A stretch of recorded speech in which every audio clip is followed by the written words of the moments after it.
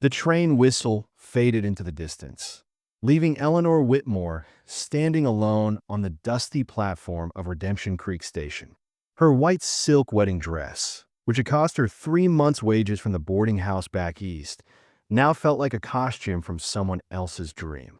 The late afternoon sun beat down mercilessly on her shoulders as she clutched the crumpled telegram in her gloved hand, reading it for the 10th time as if the words might somehow change. Wedding canceled. Found another. Sorry. Charles.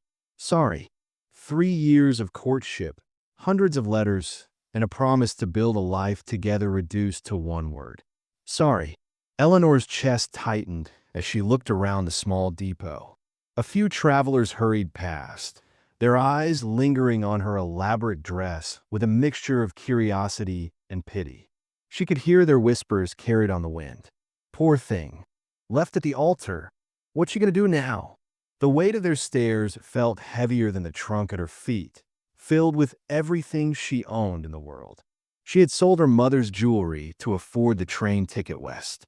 Every penny she'd saved working as a seamstress had gone toward this journey to marry Charles Pemberton, the banker's son who had promised her a grand house and a comfortable life. Now, she stood with exactly $4.63 to her name, no return ticket, and nowhere to go. Across the platform, near a weathered hitching post, a tall man watched her with quiet intensity. Jake Morrison had come to town for supplies, his twin daughters Emma and Lucy pressed close to his sides. At 7 years old, the girls still clung to him wherever they went, their dark hair braided simply, their dresses clean but clearly homemade. They whispered to each other behind small hands, pointing at the lady in the beautiful white dress. Jake's gray eyes studied Eleanor's face, seeing something beyond the obvious humiliation. He recognized the set of her shoulders, the way she held her chin high despite the circumstances. It was the same stubborn dignity his late wife Sarah had shown during their hardest times, when the ranch was failing and the doctor bills were piling up after each difficult pregnancy. Papa, Emma tugged at his sleeve. Why is the pretty lady crying? She's not crying, Lucy whispered back. She's just sad looking. But Jake could see what his daughters missed. Eleanor wasn't crying, and that impressed him more than tears would have. A lesser woman would have collapsed on that platform, but Eleanor stood straight, thinking, planning. She was a survivor. The truth was, Jake had his own problems. His housekeeper, Mrs. Henderson, had given notice that morning. Her arthritis was getting worse, and her daughter in Denver needed help with a new baby. That left Jake alone with 2 young girls who desperately needed a woman's touch, a mother's love. He tried to manage on his own for 3 years since Sarah died, but he was failing. The girls were becoming wild, their hair often uncombed, their clothes wrinkled. Emma had started having nightmares again, and Lucy had begun talking to her dead mother's portrait at night. The ranch was struggling too. Jake was good with cattle and horses, but Sarah had handled the books, the household management, the 1,000 details that kept their life running smoothly. Without her, everything felt like it was slowly falling apart. He'd been praying for a solution, though he'd never expected it to arrive in a wedding dress on the afternoon train. Eleanor took a shaky breath and picked up her trunk. She couldn't stand on this platform forever, and the depot master was already giving her pointed looks. She had no idea where she would sleep tonight, or how she would eat tomorrow. The boarding house she'd glimpsed from the train window looked respectable, but even one night would cost more than she could afford. Papa's staring, Emma giggled, covering her mouth. Jake realized his daughters were right. He had been staring, lost in thought. Something about the woman's situation called to him, reminded him of his own desperation. Sarah used to say that God worked in mysterious ways, and maybe this was one of those times. Maybe the solution to both their problems was standing right in front of him. He made a decision that would have seemed impossible an hour ago. Leaving his daughters by the hitching post with strict instructions to stay put, he walked across the platform toward Eleanor. His boots echoed on the wooden planks, each step feeling heavier than the last. What he was about to propose was either inspired or insane, but he couldn't watch her walk away without trying. Eleanor looked up as a shadow fell across her.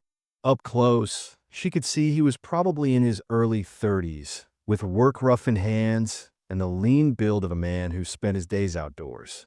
His face was weathered but kind, with lines around his eyes that spoke of both laughter and sorrow. Most importantly, there was no pity in his gaze, only a strange sort of understanding. "Ma'am," Jake touched the brim of his hat. "I couldn't help but notice you seem to be in a difficult situation." Eleanor's back straightened. "I'm perfectly fine, thank you." The lie tasted bitter, but she wasn't ready to accept charity from strangers. "I'm sure you are," Jake said gently, "but I was wondering if you might hear me out on something. I have a proposition that might benefit us both." Eleanor glanced toward his daughters, who were watching with wide, curious eyes. Something in their faces reminded her of her own childhood loneliness after her parents died. These children had that same hungry look, that need for something they couldn't name. "What kind of proposition?" she asked carefully. Jake took a deep breath, knowing that everything depended on the next few words. "Ma'am, I know this sounds crazy, and I know we're strangers, but I have a proposal for you." He paused, looking back at his daughters, then met her eyes again. "Be a mother to my little girls, and I'll give you a home." Eleanor stared at the stranger, certain she had misheard him. "I'm sorry, what did you say?" Jake's face reddened slightly, but his voice remained steady. "I know it sounds strange, ma'am, but I'm asking you to marry me. Not for love or romance, but because we both need something the other can provide." He gestured toward his daughters. "My girls need a mother, and you need a home. It would be a practical arrangement, nothing more."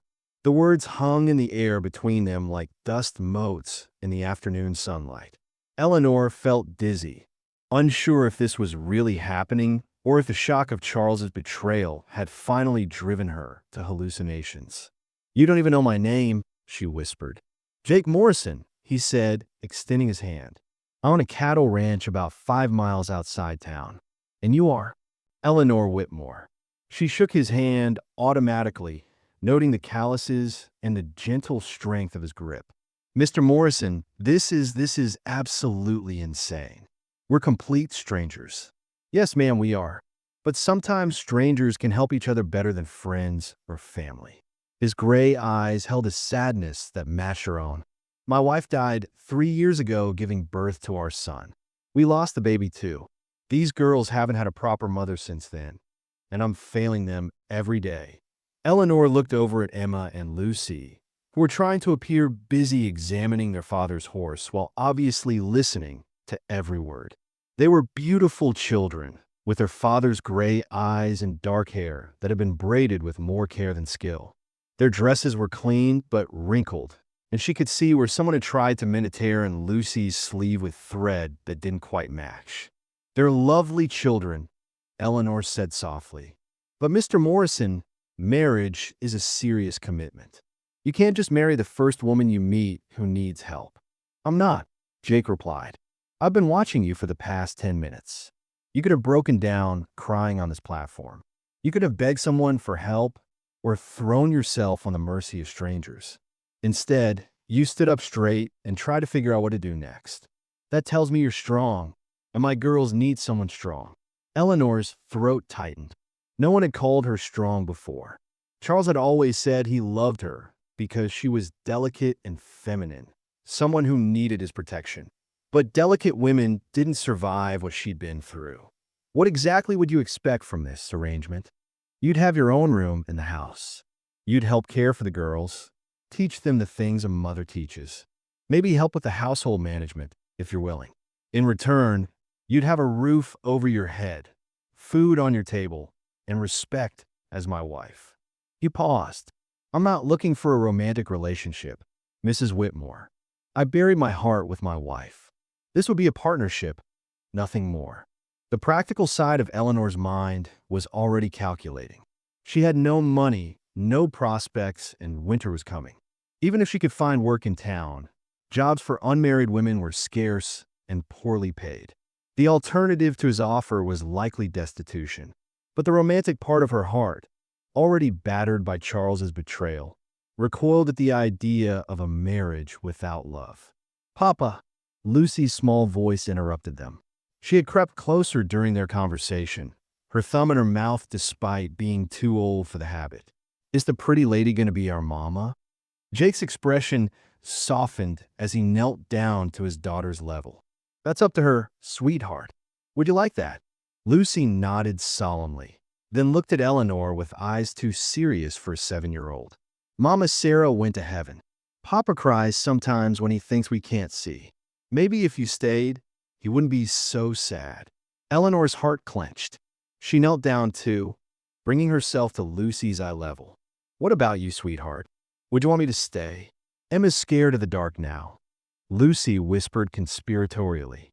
She needs someone to sing to her. "Papa tries, but he can't remember all the words to Mama's songs." Emma, who had been pretending not to listen, finally approached them. She was clearly the more cautious of the twins, studying Eleanor with careful intelligence. "Can you cook?" she asked bluntly. "Emma." Jake scolded, but Eleanor laughed despite everything. "Yes, I can cook. I can also sew, read, write, and do arithmetic. I taught school for 2 years before." She trailed off, not wanting to explain about Charles in front of the children. "Before you came here to start a new life?" Jake finished gently, understanding in his voice. The sun was getting lower, and Eleanor knew she had to make a decision soon. The depot would close, and she'd be left standing in the dark with nowhere to go. She looked at Jake's weathered face, seeing honesty and desperation there. She looked at his daughters, who were watching her with a mixture of hope and fear that broke her heart. Maybe this wasn't the fairy tale romance she dreamed of, but maybe fairy tales were for children anyway. Maybe what mattered was finding people who needed you as much as you needed them. "If I agreed," she said slowly, "what would happen next?" "We go to Judge Peterson's house right now," Jake said. "He can marry us tonight. Tomorrow, you'd come home with us and start a new life." Eleanor closed her eyes, thinking of her mother, who had always told her that sometimes God's plans looked different than our own. When she opened them again, she saw 3 people waiting for her answer, their futures somehow tied to her decision. "All right," she said quietly. "I'll marry you, Mr. Morrison." The smile that spread across Lucy's face was brighter than the setting sun. Emma nodded approvingly, as if Eleanor had passed some important test. And Jake Morrison looked at her with something that might have been relief or gratitude, or perhaps the beginning of respect.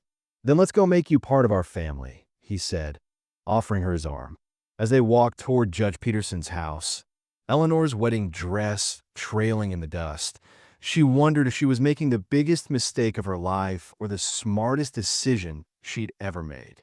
Eleanor woke to the sound of roosters crowing and sunlight streaming through unfamiliar curtains. For a moment, she forgot where she was, reaching automatically for the silk nightgown she'd packed for her honeymoon with Charles. Instead, her hand found a simple cotton dress she'd worn to bed in the small guest room of Jake Morrison's ranch house. Her wedding ring caught the morning light, a plain gold band that Jake had borrowed from Judge Peterson's wife for the ceremony. The judge's parlor had been dimly lit, smelling of pipe tobacco and old leather books. The ceremony itself had lasted less than 5 minutes. No flowers, no music, no guests except the twins who stood solemnly beside their father. When Judge Peterson pronounced them husband and wife, Jake had simply nodded and shaken her hand. No kiss, no embrace, just a polite, "Welcome to the family, Mrs. Morrison." Now, lying in the narrow bed, Eleanor wondered what she had gotten herself into. Through the thin walls, she could hear Jake moving around in what she assumed was his bedroom, and the soft chatter of the girls getting dressed. This was her life now. A stranger's house, someone else's children, a marriage that was really just a business arrangement. A soft knock interrupted her thoughts. "Mrs. Morrison?" Lucy's voice was barely above a whisper. "Are you awake?" "Come in, sweetheart," Eleanor called, sitting up and smoothing her hair. Both girls peered around the door, still in their nightgowns, their hair tousled from sleep. Emma held Lucy's hand protectively, and Eleanor noticed that neither child seemed surprised to find her there. Children, she realized, adapted to change much better than adults. "Papa's making breakfast," Emma announced. "But he burns the bacon, and the eggs get all rubbery," Lucy added, making a face. Eleanor smiled, seeing her first opportunity to be useful. "Well, we can't have that, can we? Why don't you girls get dressed, and I'll help your father with breakfast?" The kitchen was larger than Eleanor had expected, with a big wooden table and windows that looked out over rolling pastures. Jake stood at the stove, wrestling with a pan of what had once been bacon. His hair was damp from washing, and he'd changed into a clean shirt, but she could see the tension in his shoulders. "Good morning," she said quietly, not wanting to startle him. He turned, looking almost embarrassed. "Morning.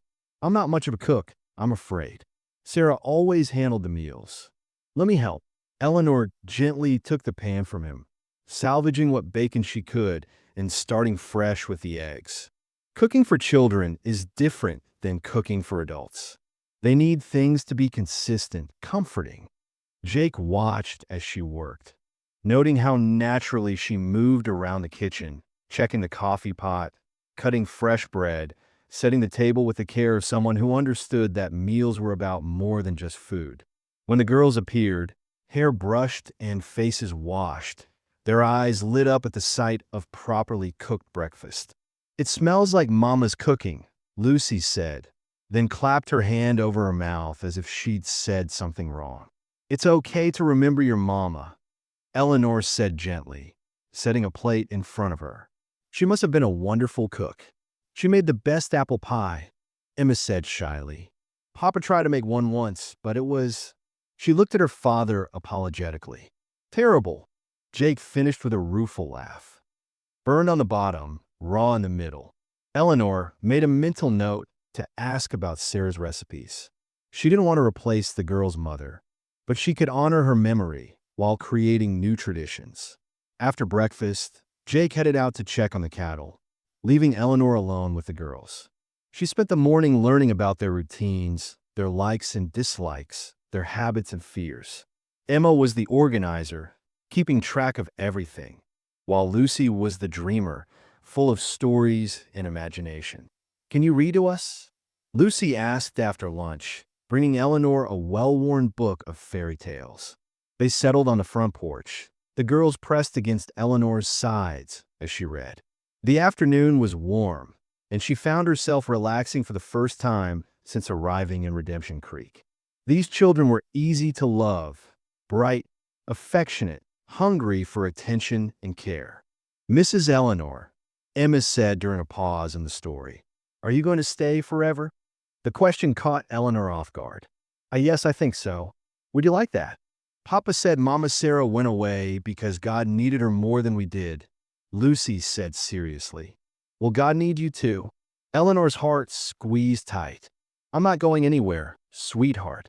I promise." It was a promise she meant, she realized with surprise. Somewhere between the breakfast dishes and the afternoon stories, these children had begun to feel like hers.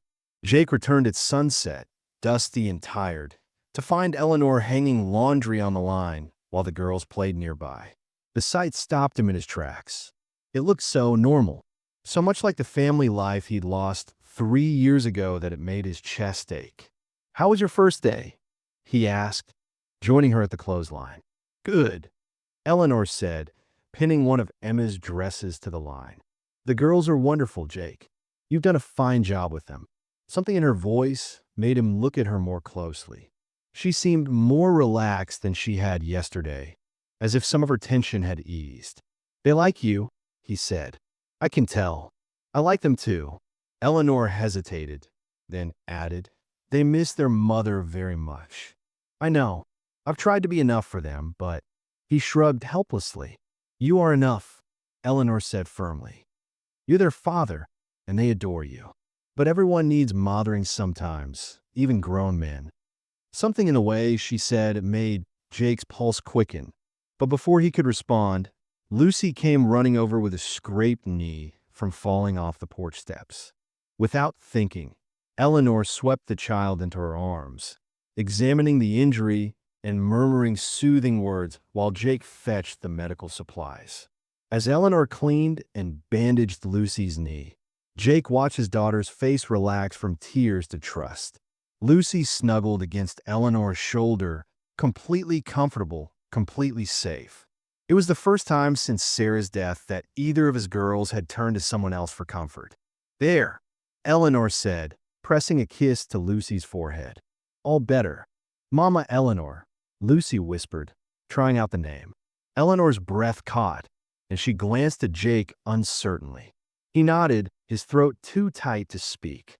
Later that evening, as they said goodnight to the girls, Emma shyly asked if Eleanor would braid their hair in the morning like their mama used to do. Of course, Eleanor promised. Standing in the hallway outside the girls' room, Jake looked at his new wife with something approaching wonder. "Thank you," he said quietly. "For what?" "For giving them hope again. For giving us all hope." The next morning brought unwelcome news. Jake returned from town with groceries and a grim expression. "Eleanor," he called from the kitchen, "we need to talk." She found him standing by the window, his jaw tight with anger. "What's wrong?" "Charles Pemberton is in town," Jake said, "and he's telling everyone who'll listen that you seduced him away from his true love, then trapped me in a marriage when he wouldn't have you." Eleanor felt the blood drain from her face. Just when she'd started to feel safe, her past had come back to destroy her new life. The whispers started before Eleanor even finished her morning shopping. As she approached the general store counter with flour and sugar, conversations died mid-sentence. Mrs. Henderson, the banker's wife, turned her back with an audible sniff. Young Mrs. Carter, whom Eleanor had helped with her sick baby just last week, suddenly found the bolts of fabric fascinating. That woman was M.Y. Bride. Charles's voice still echoed from yesterday's outburst. "She seduced me away from my true love, then trapped another man." Eleanor's hands trembled as she placed her coins on the counter. The store owner, Mr. Peterson, avoided her eyes as he made change, sliding the money across the wood rather than placing it in her palm. Outside, she found Emma waiting by the wagon, tears streaming down her 7-year-old cheeks. "Mama Eleanor, Tommy Harrison said you're a bad woman who steals other ladies' husbands. I told him that wasn't true, but he said his mama told him so." Emma's voice cracked. Lucy got so mad, she pushed him into the mud. Eleanor's heart clenched. She knelt beside Emma, gathering the child close. Sometimes grown-ups say things when they're confused or scared. What matters is what's true in our hearts and our home. But as they drove back to the ranch, Eleanor wondered how long their family could withstand the poison Charles had spread through Redemption Creek. That evening, Lucy began burning with fever. What started as sniffles at dinner became a raging illness by bedtime. Her small body shook with chills one moment, then burned like a furnace the next. "Papa, I'm so cold," Lucy whimpered, even as sweat beaded her forehead. Jake paced the small bedroom, his face etched with familiar panic. Eleanor recognized that look, the same terror she'd seen when he spoke of losing his first wife. "I'll ride for Doc Mitchell," he said, grabbing his coat. "Jake." Eleanor's voice was calm, steady. "The storm's getting worse, and it's past midnight. Doc Mitchell lives 15 miles away. By the time you reach him and return." She didn't finish the sentence, but they both understood. Eleanor rolled up her sleeves. "Bring me all the clean towels we have, and put water on a boil. Emma, I need you to help me." Through the long, dark hours, Eleanor battled Lucy's fever with cool cloths and willow bark tea. She sang lullabies her own mother had sung, told stories to keep the frightened child calm, and monitored every labored breath. Jake watched from the doorway, his own fear evident. "Sarah had a fever like this," he whispered, "before she—" "Lucy is not Sarah," Eleanor said firmly, wringing out another cloth. "And this is not that night. Lucy is strong, and she has people who love her fighting for her. Near dawn, Lucy's fever finally broke. The little girl opened clear eyes and asked for water in a hoarse but steady voice. Jake's knees buckled with relief. "Mama, Eleanor stayed with me all night," Lucy told her father. "She promised she wouldn't leave, and she didn't." Jake met Eleanor's exhausted gaze across the bed. In that moment, something shifted between them, deeper than gratitude, stronger than convenience. Later that morning, while the girls napped, Jake found Eleanor in the kitchen, finally allowing herself to rest. "You saved her," he said simply. "We both did. Together." Eleanor's voice was hoarse from the sleepless night. Jake sat across from her, his calloused hands wrapped around a coffee cup. "When Sarah was dying, I felt so helpless. Last night, watching you with Lucy, you weren't just doing your duty. You loved them." Eleanor's eyes filled with unexpected tears. "How could I not? There." She paused, realizing the truth of her next words. "They're mine now, as much as if I'd birthed them myself. And me." Jake's voice was barely above a whisper. "What am I to you, Eleanor?" Before she could answer, heavy boots on the porch announced an unwelcome visitor. Mr. Thornton from the bank stood in their doorway, legal papers in hand and an uncomfortable expression on his weathered face.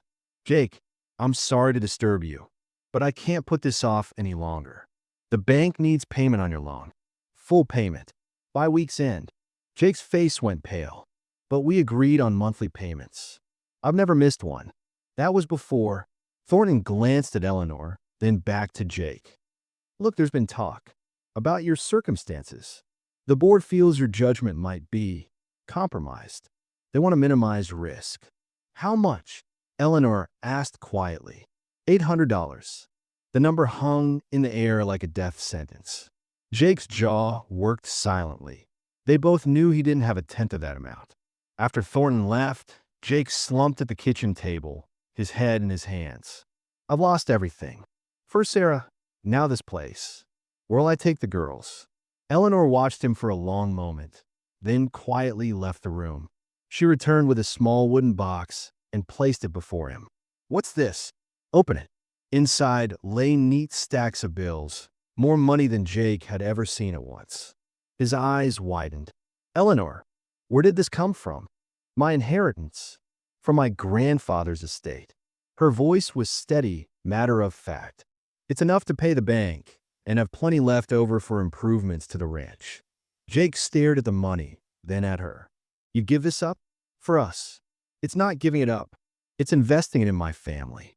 But this money could buy you a new life anywhere. You could leave all this behind, the gossip, the hard work, the isolation. You could go back east, find a real marriage." Eleanor moved to the window, looking out at the land where Emma and Lucy played, where she'd learned to milk cows and tend chickens, where she'd found purpose in simple, honest work. "Jake Morrison," she said, turning to face him, "this is real. What we've built here is more real than any fantasy I ever had about romance or society weddings. You asked what you are to me." She stepped closer, her voice growing stronger. "You're the man who saw me in my worst moment and offered me dignity. You're the father who loves his children enough to marry a stranger for their sake. You're my partner, my friend," and she paused, her heart racing with the truth she was about to speak.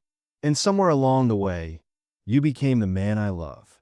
Jake slowly rose from his chair, the bank papers forgotten.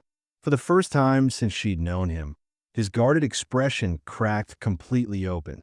"Eleanor," he whispered, reaching for her hands. "You gave up everything for us, but why?"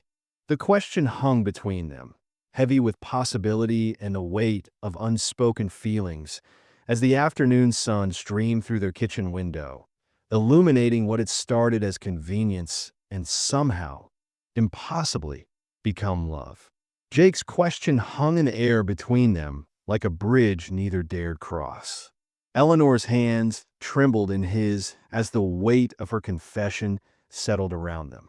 "You want to know why?" Eleanor's voice was barely a whisper.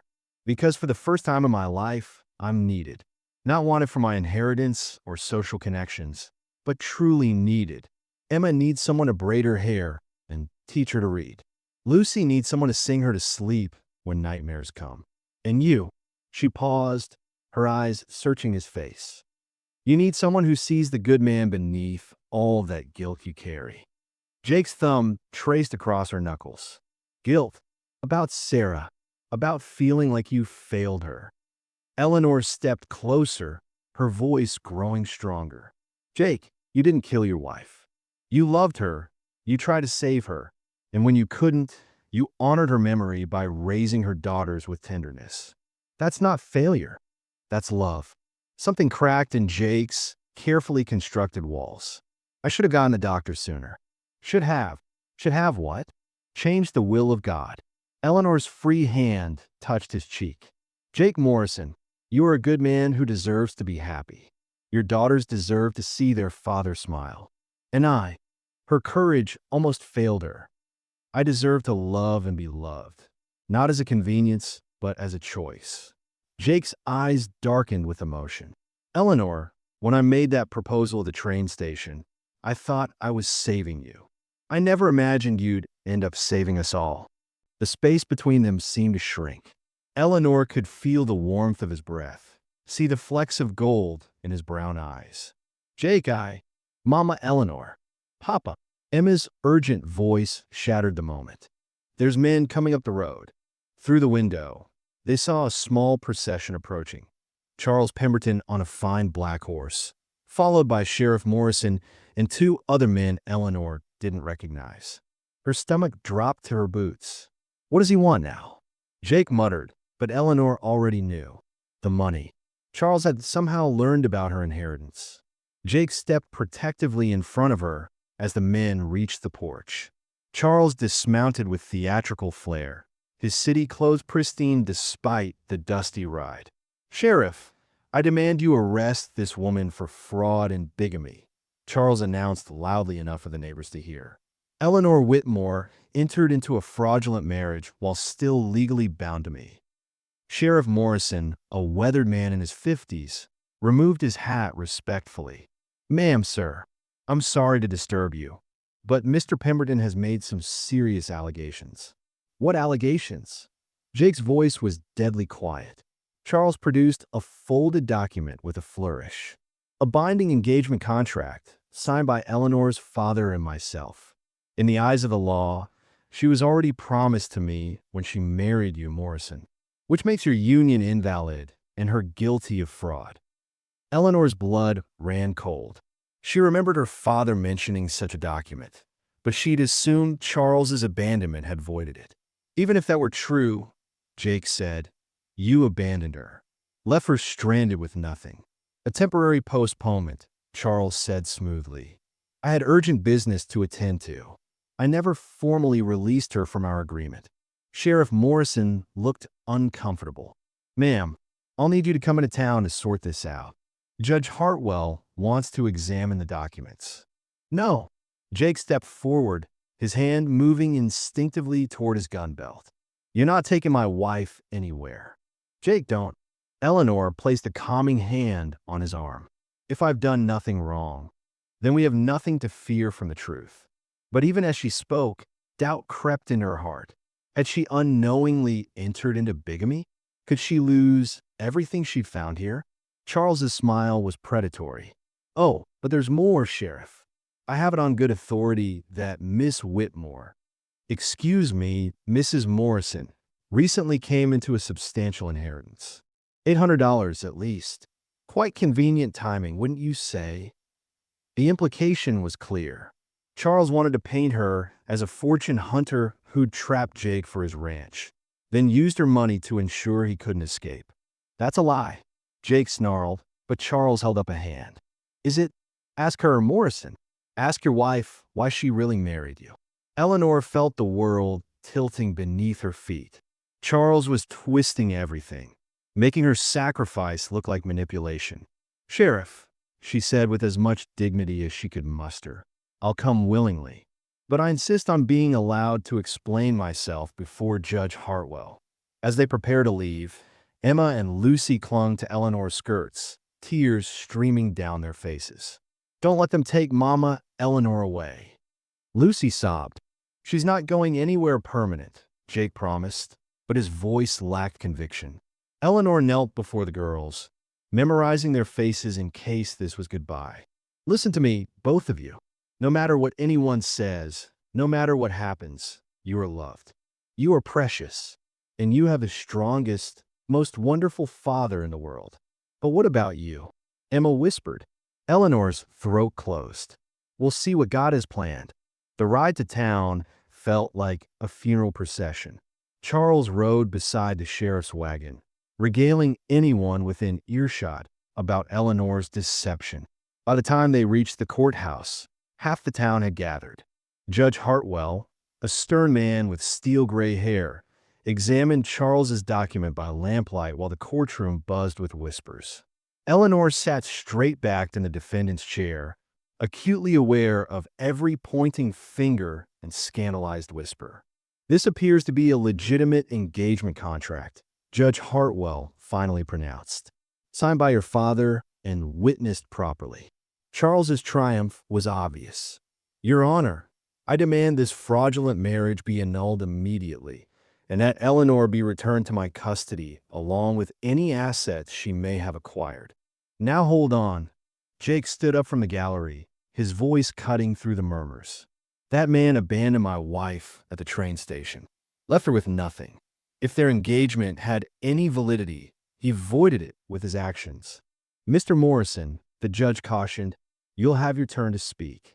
But Eleanor rose before anyone could stop her. The courtroom fell silent. Your Honor, may I address this court? Eleanor, don't. Jake started, but she held up her hand. I have something to say, and this town is going to hear it. Judge Hartwell nodded slowly. Very well, Mrs. That is, Miss. What should I call you? Eleanor straightened her shoulders, drawing strength from somewhere deep inside. My name is Eleanor Morrison. I am Jake Morrison's wife, Emma and Lucy's mother, and a member of this community. And I will not be silent while my character is assassinated. She turned to face the packed courtroom, her voice carrying to every corner. Yes, I was engaged to Charles Pemberton. Yes, my father signed a contract. But when Charles sent me a telegram saying he'd found another, and our wedding was canceled, I considered myself free. When he abandoned me at that train station with nothing but the clothes on my back, any obligation I had to him died. Murmurs rippled through the crowd, but Eleanor pressed on. Jake Morrison offered me marriage not out of desire for my money, which he knew nothing about, but out of compassion for a stranger and desperation to provide his daughters with a mother's love. I accepted not to trap a man, but because I saw in his children the family I'd always wanted.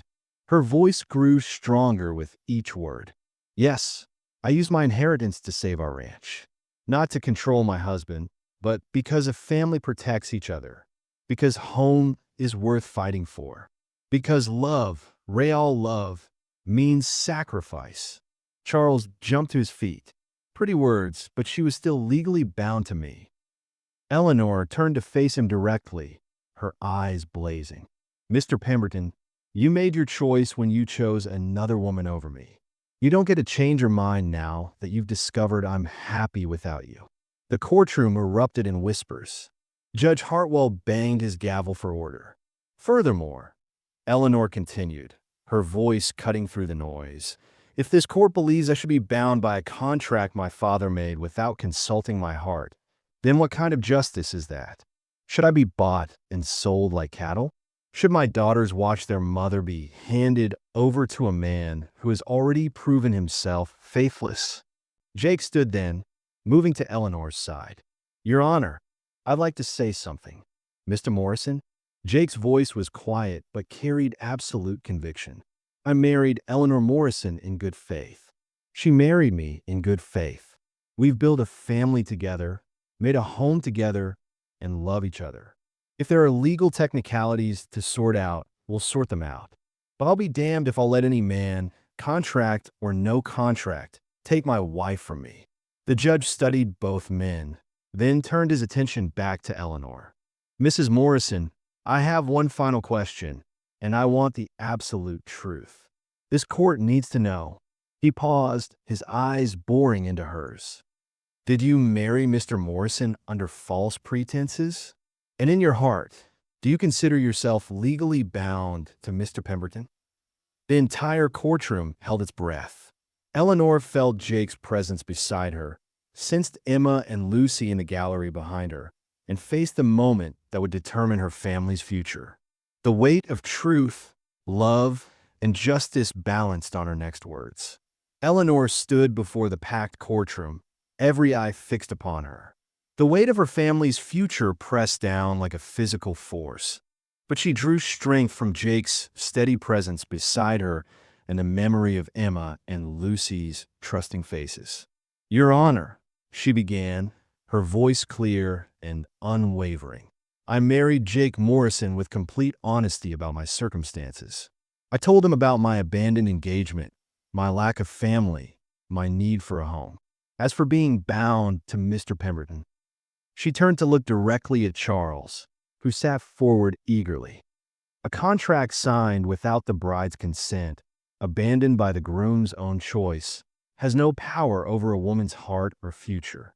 Judge Hartwell leaned back in his chair. "That's not exactly a legal answer, Mrs. Morrison." "Then let me be perfectly clear, Your Honor. I am not now, nor have I ever been, bound to Charles Pemberton in any way that matters. He abandoned me. I moved forward with my life. The law may quibble over paperwork, but justice recognizes that a man cannot discard a woman and then reclaim her when it suits him." Charles shot to his feet. "She's avoiding the question. The contract. Mr. Pemberton." Judge Hartwell's voice cut him off sharply. "You'll speak when I give you permission." But Eleanor wasn't finished. "I'd like to ask Mr. Pemberton a question, if the court permits." The judge nodded, curious. Eleanor faced Charles directly. "Tell this court, under oath, why you canceled our wedding." Charles's confident expression flickered. There were complications." "What kind of complications? Were you forced to choose between me and another woman?" That's not relevant. Answer the question," Judge Hartwell commanded. Charles's face reddened. "I may have developed feelings for another. Miss Victoria Ashworth, wasn't it? The banker's daughter from Philadelphia?" Eleanor's voice remained steady. "The one with the larger inheritance?" A collective gasp rose from the courtroom. Charles's jaw worked soundlessly. Eleanor pressed her advantage. "And when that engagement also failed, because Miss Ashworth discovered your gambling debts, you decided to reclaim me. Not out of love, but because you learned about my inheritance." "That's a lie." Charles exploded. But Sheriff Morrison stepped forward from the back of the courtroom, a telegram in his weathered hand. "Actually, it's not. This just came from Philadelphia." He handed it to the judge. "Seems Mr. Pemberton's been quite busy these past months. 3 broken engagements, mounting debts, and a reputation that's caught up with him." Judge Hartwell read the telegram, his eyebrows rising. "Mr. Pemberton, according to this, you're wanted for questioning in Philadelphia regarding fraudulent business dealings." The courtroom erupted in scandalized whispers. Charles went pale, his confident facade crumbling. "Furthermore," the sheriff continued, "I took the liberty of wiring Eleanor's father. He confirms that when Mr. Pemberton sent that cancellation telegram, he also sent a formal letter releasing all claims to his daughter's hand. Seems the man kept one copy and destroyed the other." Eleanor felt her knees nearly buckle with relief. Jake's hand found hers, squeezing tight. Judge Hartwell studied the documents before him, then looked up at the crowded courtroom. "In light of this new evidence, I find no legal impediment to the marriage between Jake and Eleanor Morrison.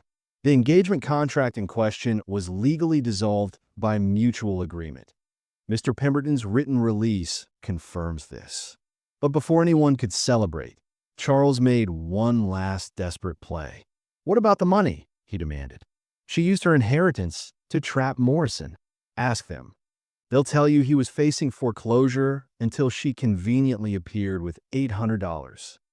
This time, it was Jake who stepped forward. "Your Honor, my wife's inheritance saved our ranch. That's true. But she didn't use it to trap me. She used it to save the home we'd built together. And she did it without asking for anything in return except the chance to be a mother to my daughters. Emma and Lucy suddenly broke free from where they'd been sitting with neighbors and ran to the front of the courtroom. "Judge, sir," Emma called out, her 7-year-old voice carrying surprising authority. "Mama Eleanor didn't trap Papa. She saved us." Lucy nodded vigorously. "When I was sick, she stayed up all night taking care of me. She sings us songs and teaches us reading, and she makes Papa smile again." "Girls," Eleanor started, but Emma wasn't finished. "And she cries sometimes when she thinks we're not looking, because she loves us so much she's scared something will happen to us. Real mamas do that, don't they, Judge?" The courtroom had gone completely silent.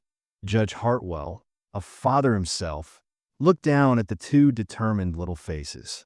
"Yes, child, real mothers do that." Lucy stepped closer to Eleanor, taking her hand. "Then Mama Eleanor is our real mama, no matter what any mean man says." Charles's face twisted with fury. "This is ridiculous. I won't be cheated out of what's rightfully mine by a pack of—" "Mr. Pemberton," Judge Hartwell's voice cracked like a whip, "you will not speak of this family in such terms in my courtroom. From what I can see, the only person trying to cheat anyone here is you." The judge stood, his decision made. "This court finds the marriage between Jake and Eleanor Morrison to be completely legal and valid. Mr. Pemberton's claims are without merit and appear to be motivated by greed rather than genuine affection." He looked directly at Charles. "Furthermore, I'm ordering you to leave this county within 24 hours or face arrest on the charges waiting for you in Philadelphia." The courtroom erupted in cheers and applause. Eleanor felt Jake's arms come around her as Emma and Lucy hugged her legs. Through her tears of relief, she saw neighbors who had shunned her just days before now, smiling and nodding approvingly. Mrs. Peterson from the general store pushed through the crowd. "Eleanor, dear, I owe you an apology. Sometimes we listen to gossip when we should trust our hearts." More apologies followed, but Eleanor barely heard them. She was focused on Jake's face, seeing joy and love there without reservation for the first time. As the crowd dispersed, Judge Hartwell approached them privately.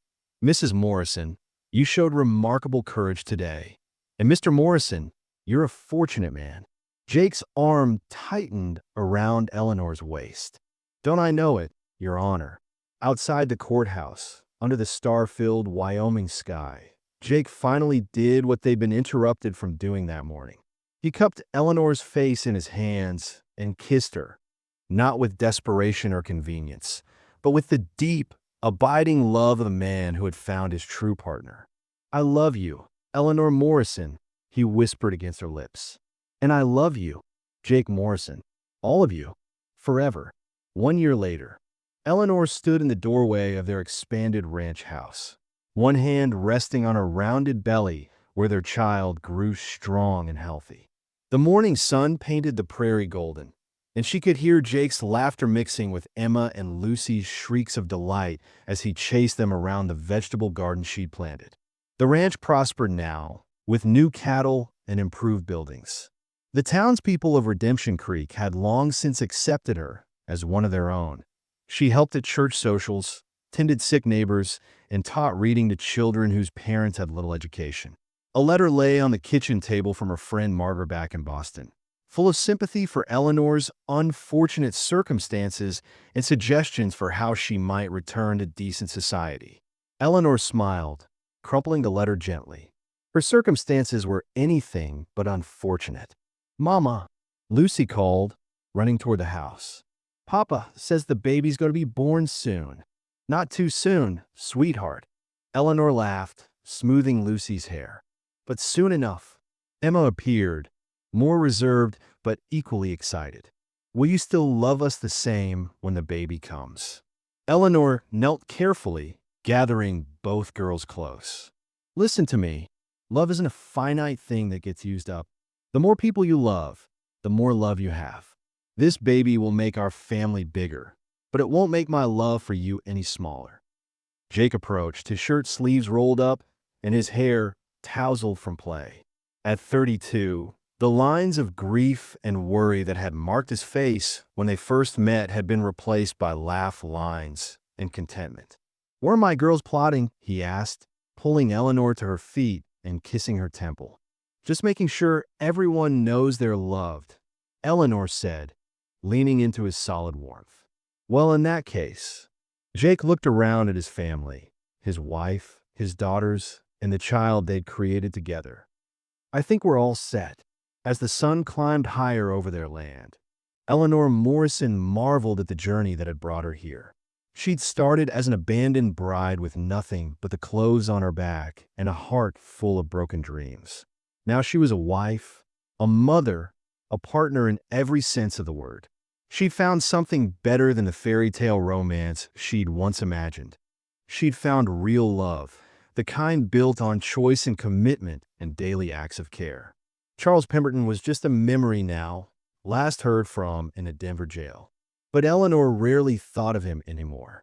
She was too busy living the life she'd chosen, surrounded by the family that had chosen her in return. "Come on," Jake said, taking her hand. "Let's go inside. I want to show you the plans for the new room."